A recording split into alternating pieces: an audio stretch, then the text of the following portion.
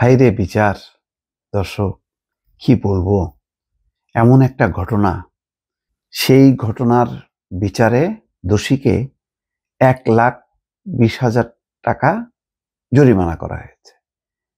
কিন্তু সেই অপরাধী সেই ১,২০,০০০ টাকা ভুক্তভোগীর পরিবারকে দেয়নি।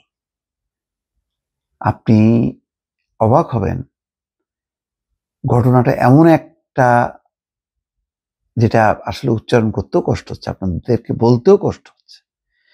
এই খবরগুলো পড়ে স্তম্ভিত হয়ে যায়। মানে এরকম ঘটনাও তাহলে ঘটে, এমন বিচারও হয়, সেই বিচারের আবার রায় কার্যকরও হয় না। এবার বলি, রহস্যটা নাই রাখি। নাটোরের বড়াইগ্রাম উপজেলায় এক শিশু শিক্ষার্থী, বয়স ৮, ধর্ষণ চেষ্টার অভিযোগ ধামা চাপা দিতে ১,২০,০০০ টাকার চেক দেওয়া হয়েছিল। তবে ৩ দিনেও সেই টাকা ভুক্তভোগীর পরিবারের হাতে না পৌঁছানোতে ঘটনাটি প্রকাশ্যে আসে। অভিযুক্ত ব্যক্তি চেক উদ্ধারের জন্য বড়াইগ্রাম থানায় লিখিত অভিযোগ দিয়েছেন। ভুক্তভোগী পরিবারের সূত্র বলছে, গত শুক্রবার সকাল 10টার দিকে এক শিশু শিক্ষার্থী প্রাইভেট পড়া শেষে হেঁটে বাড়ি ফিরছিলেন। চিন্তা করেন যে সকাল 10টার দিকে এক শিশু প্রাইভেট পড়া শেষ করে হেঁটে বাড়ি ফিরছিলেন। পথিমধ্যে নির্জন স্থানে পৌঁছালে উপজেলার একটি এলাকায় গুলজার হোসেন 48 নামের এক ব্যক্তি শিশুটিকে কোলে তুলে পাশের জঙ্গলে নিয়ে ধর্ষণের চেষ্টা করেন বলে অভিযোগ। শিশুটি চিৎকার দিলে আশেপাশের লোকজন ছুটে আসেন, তখন গুলজার পালিয়ে যান। দেখেন অবস্থা।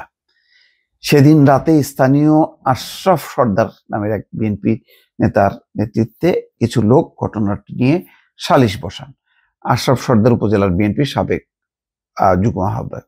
সালিশে গুলজারকে ১,২০,০০০ টাকা জরিমানা করে ঘটনাটি ধামাচাপা দেওয়া হয়। অভিযুক্ত ব্যক্তি ওই সমপরিমাণ টাকার একটা চেক আশরাফ সর্দারের হাতে তুলে দেন।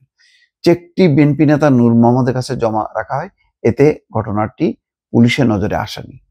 তবে 3 দিনেও ভুক্তভোগীর পরিবার চেক বা টাকা না পেয়ে বিষয়টি প্রকাশ্যে আনে।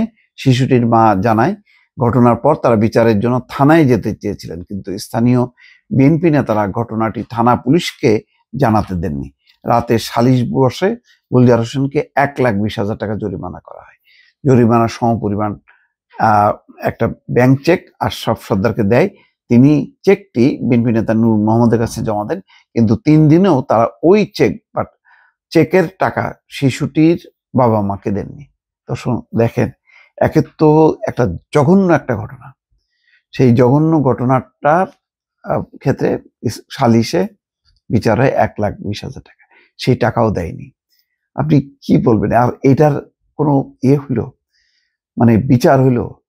এত বড় একটা জঘন্য কাজ করলো যে ব্যক্তিটা, যার হচ্ছে একদম দৃষ্টান্তমূলক শাস্তি হওয়ার কথা, তাকে স্থানীয় লোকজন বসে তার একটা জরিমানা করলো। সেই জরিমানাটাও যখন বুঝলো যে এটা তার কিছু হবে না, সে তখন টাকাটাও দিল না। বোঝেন মানুষের বিবেক বিবেচনা, এবং সেখানে আবার রাজনৈতিক নেতারা যুক্ত হয়ে তারাও আবার এটাকে অ্যাপ্রুভ করতেছে। আপনি কার কাছে যাবেন? কার কাছে আপনি বিচার চাইবেন? এই দেশে কোনো বিচার বলে কিছু থাকবে? এই দেশে কোনো অপরাধ নিয়ন্ত্রণ হবে, এমন কোনো মনোভাব বা এমন কোনো ব্যবস্থা মানুষের মধ্যে, যদি অপরাধকে কঠিনভাবে দমন করার যদি মানসিকতাই না থাকে, তাহলে আপনি কিভাবে রুখবেন এইসব পরিস্থিতি? ভালো থাকবেন। আল্লাহ হাফেজ।